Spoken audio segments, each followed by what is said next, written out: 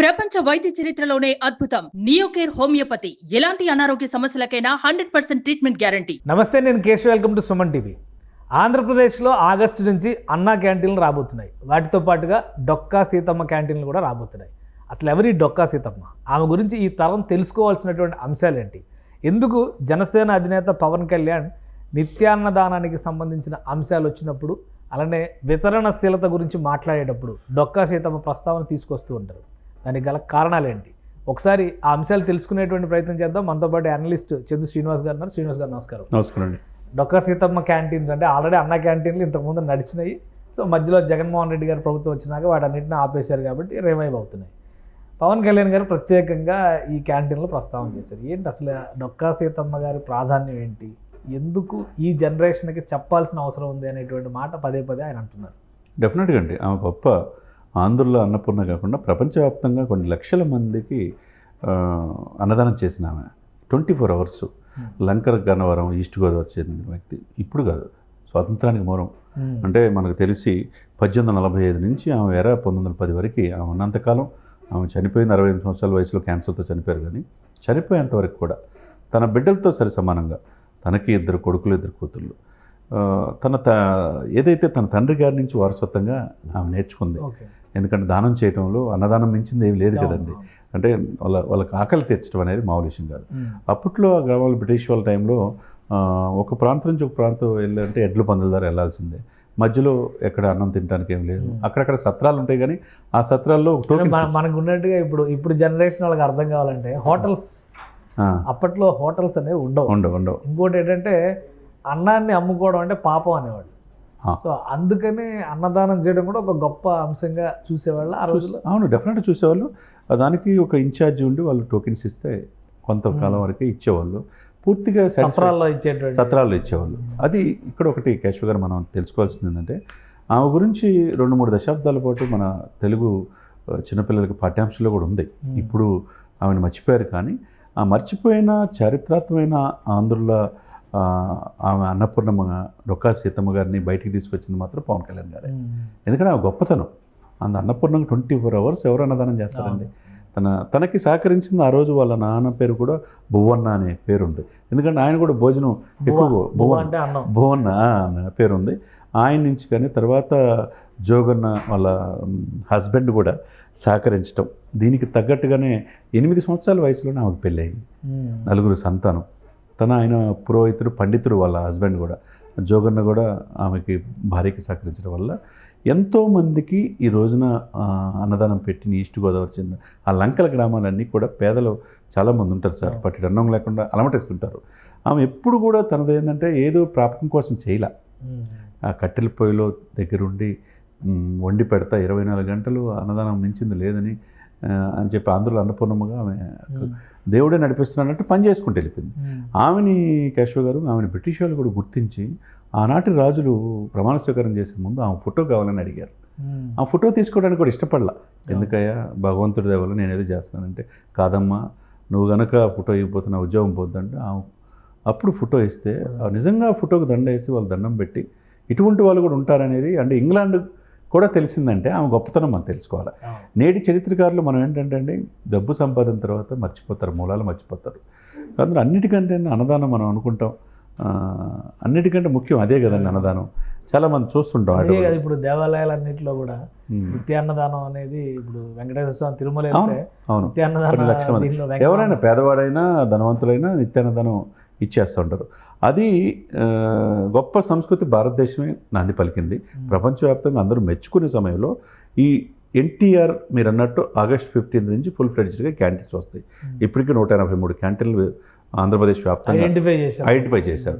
దాంట్లో సగం ఎన్టీఆర్ క్యాంటీన్లు, సగం డొక్కా సీతమ్మ. ముఖ్యంగా ఉభయ గోదావరి జిల్లాలో, ఎందుకంటే ఈస్ట్ గోదావరికి తలమానంగా ఆమె అక్కడ ఉన్నారు కాబట్టి ఆమెకు ఎప్పుడు తన ఆరోగ్యాన్ని కూడా పనంగా పెట్టి, తన భర్త కూడా చెప్పకుండా తన క్యాన్సర్ ఉందనే విషయం కూడా ఎప్పుడు పేద ప్రజలకు చేయాలనే తపన చాలామంది నేటి తరం ఆమెను ఆదర్శంగా తీసుకోవాలి. ఆమె గొప్పతనం గురించి నేటి తరం చూసుకోవాలని చెప్పి చాలా సందర్భాల్లో పవన్ కళ్యాణ్ గారు చెప్పారు. ఆ తర్వాతే మనకు మీడియాలో కూడా మిగతా ప్రపంచం తెలిసింది. ఇప్పుడు ఆమె గురించి ప్రతి ఒక్కరికి చర్చ. ఆమె ఎక్కడ, ఆమె పూర్వీకులు ఏంటి, ఆమె పిల్లలేంటి, ఆమె సంతానం ఏందని చూసుకుంటే చరిత్రలోకి వెళ్తే కనుక ఆమె చేసినట్టు భారతదేశ చరిత్రలోనే ఎవరు కూడా అంత అన్నదానం చేయలే. అన్నదానంతో పాటు వాళ్ళకి చలిలో ఉంటారు సార్, వాళ్ళకి రగ్గులు దుప్పట్లు కూడా ఇచ్చి వాళ్ళకి మజ్జిగ అన్నీ కల్పించడం అంటే మామూలు విషయం కాదు కదండి. అటువంటి నీటి తరం అందరూ కూడా ఆ రోజుల్లో అసలు మన సామాజిక స్థితిగతులే బ్రిటిష్ వాళ్ళ టైంలో అంటే మనం చాలా సినిమాల్లో కూడా చూసాం కదా, ఆర్థిక స్థితి చాలా దుర్భరంగా ఉండేది. మరి ఏమ పరిస్థితి ఎలా ఉండేది? అంత అన్నదాన కార్యక్రమాలను నిరంతరం కొనసాగించడానికి ఆమెకు వచ్చినటువంటి శక్తి ఎక్కడి నుంచి? అంటే తన తండ్రి భువన్న గారి యొక్క స్ఫూర్తి ఆయన మొదటి నుంచి కూడా అన్నదానం అన్ని దానాల కంటే మంచిదన్న ఉద్దేశంతో చేయటం ఆమె అలవర్చుకుంది. చిన్నతనంలోనే తల్లి చనిపోయింది. తల్లి చనిపోయినా కానీ ఆయన తండ్రి నుంచి వచ్చినది చూసుకుంటా, ఒకవైపు కుటుంబ బాధ్యతలు చూసుకుంటా 8 సంవత్సరాల వయసులో పెళ్లి చేసే క్రమంలో ఒక మంచి సంపన్నుడైన ఆయన పురోహితుడికే ఇచ్చి మంచి పెళ్లి చేశారు. ఆయన కూడా వేద పండితుడు జోగన్న, ఆయన డొక్కా జోగన్న. ఆ ఇంటి పేరు ఈమెకు వచ్చింది. ఆయన కూడా పూర్తి సహకారాలు అందిస్తా ఈమెతో పాటు ఆ కార్యక్రమంలో అన్నదానం చేయడంలో నిమగ్నమై ఉన్నాడు. వాళ్ళకున్న సంపద ఆ రోజుల్లో చాలామందికి ఉంటాయి కదండి వేద పండితులు పురోహితుడికి, ఆ సంపదలోనే పేద ప్రజలు వచ్చిన ఆకలే అంటే పెట్టేవాళ్ళండి.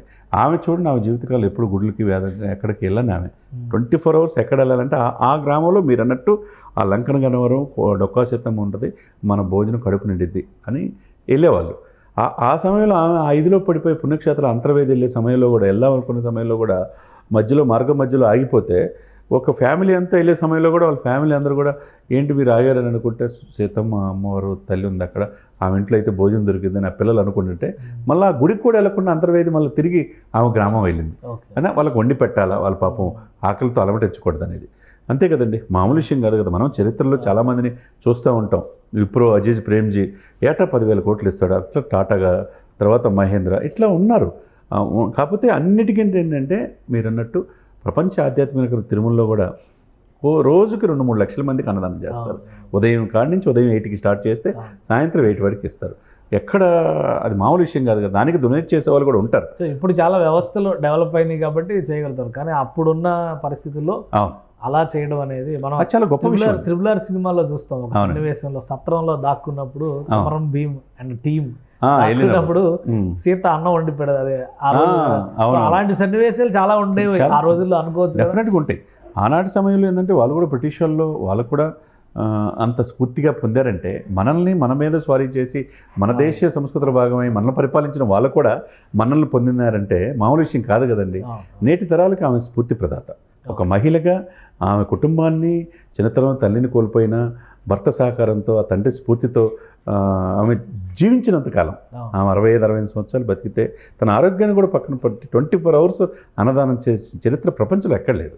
అటువంటి తెలుగు వారిగా ఆమె పుట్టడం, ఆమె నేటి తరాలకి ఒక కేస్ స్టడీగా ఇప్పుడున్న ప్రభుత్వాలు కూడా డొక్కా సీతమ్మ గారి ఇంపార్టెన్స్ ఏందనేది పిల్లల పాఠ్యపుస్తకాల్లో చెప్పెడితే ఇంకా చాలా బాగుంటుంది. ఇప్పుడు అన్నా క్యాంటీన్లు రివైవ్ అయ్యే క్రమంలో వాటిని మళ్ళీ పునఃప్రారంభిస్తున్నారు కాబట్టి ఓన్లీ ఈస్ట్ వెస్ట్ గోదావరి జిల్లాలకే పరిమితం అవుతుంది అనుకోవాలా డొక్కా సీతమ్మ క్యాంటీన్లు, లేదంటే రాష్ట్రంలో కూడా స్పెషల్గా ఉన్న ఈస్ట్ ఎందుకంటే ఆమె ఈస్ట్ గోదావరి ఉభయ గోదావరి జిల్లాలకు అన్నపూర్ణమ్మగా బాగా ప్రసిద్ధి చెందింది కాబట్టి అక్కడ పూర్తి స్థాయిలో డొక్కా సీతమ్మ క్యాంటీన్లు అనేది పవన్ గారు చెప్పినట్టు ఉంటాయి.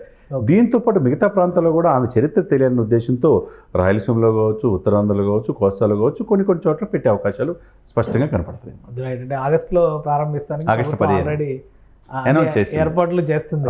అలాగే మెనూ కూడా ఏదో చేంజెస్ చేస్తారన్న. అలానే డొక్కా సీతమ్మ గారి సేవలు కేవలం ఈ కార్యక్రమాల ద్వారా ప్రజలకు తెలుసుకోవడమేనా, గతంలో ప్రభుత్వాలు గుర్తించిన విధానం కానీ లేదా గుర్తింపు వచ్చే విధంగా ఆమెకి ఏమైనా సత్కారాలు చేసిన పరిస్థితులు కానీ ఉన్నాయా?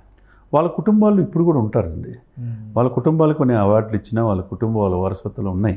గత ప్రభుత్వాలు ఎప్పుడు కూడా ఆమెను పట్టించుకోవాలి. ఎప్పుడైతే పవన్ కళ్యాణ్ గారు డొక్కా సీతమ్మ గారు ఇంపార్టెన్స్ తీసుకొచ్చారో అప్పటి నుంచి ఆమె పేరు అనేది ముందుకు వచ్చింది.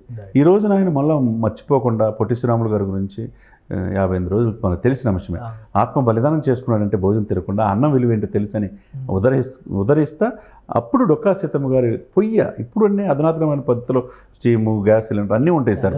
భోజనం వండి పెద్ద సమస్య. ఆ రోజుల్లో కట్టెల పొయ్యి మీద పెడతామంటే ఎంత ఇదండి. ఆ పొయ్య ఆ పొగ పీల్చుకుంటా మామూలు విషయం కదా. తన ఆరోగ్యం కూడా పాడైపోయినా భర్త తెలుసుకుంటే మళ్ళీ ఎక్కడ ఇది ఆపమంటాడన్న ఉద్దేశంతో ఇక పని మనుషులు పెట్టి అన్నదానం చేస్తానని కాదని చెప్పి ఆమె బతికినంతకాలం 24 hours అన్నదానం చేయడం అనేది చరిత్రలో నిలిచిపోయామని బయటికి తీసుకొచ్చినందుకు, తెరమరుగైన ఆ చరిత్ర బయటికి తీసుకొచ్చినందుకు పవన్ కళ్యాణ్ గారిని మనం అభినందించాలి. రైట్, థ్యాంక్ యూ చంద్ర శ్రీనివాస్ గారు అభిప్రాయాలు తెలియజేసినందుకు. ఇది డొక్కా సీతమ్మ క్యాంటీన్ల నిర్వహణ కోసం కూడా ఆంధ్రప్రదేశ్ సర్కార్ ప్రణాళికలను సిద్ధం చేస్తుంది. ఆగస్టులో అన్నా క్యాంటీన్లు ప్రారంభించేటువంటి క్రమంలో కొన్ని ప్రాంతాల్లో డొక్కా సీతమ్మ క్యాంటీన్లు కూడా ఉంటాయి. అలానే నిత్యం అన్నదానం చేస్తూ ఆ రోజు ఉన్నటువంటి పరిస్థితుల్లో బాటసారుల్ని ఆదుకోవడంలో ఆమె సాధించినటువంటి ఘనత నేటి తరానికి తెలియాల్సినటువంటి అవసరం ఉందని జనసేన అధినేత ఇప్పుడు డిప్యూటీ సీఎం పవన్ కళ్యాణ్ పదే పదే చెప్తున్నారు. కాబట్టి ప్రభుత్వం ఈ విధానాన్ని ఎలా అమలు చేస్తుందనేటువంటి ఆసక్తి అందరిలోనూ ఉంది. ఇది special discussion. Keep watching. Suman టీవీలో మీ పర్సనల్ అండ్ బిజినెస్ ప్రమోషన్స్ కోసం కింది నెంబర్కి కాంటాక్ట్ చేయండి.